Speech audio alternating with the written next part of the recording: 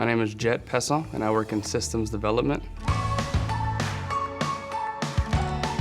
So I started in order filling, and filling orders really gave me a good insight into the company, seeing how distribution works and logistics, inventory.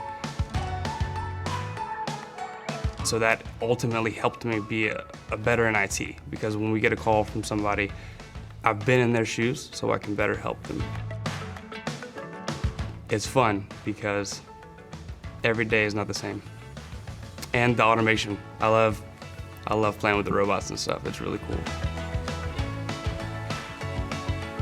There's a lot of opportunities, and you show off your ambition and your drive. It's fairly easy to move up if you work for it. They want you to try to be where you want to be, and I like that. My name is Jett, and I am Stuller.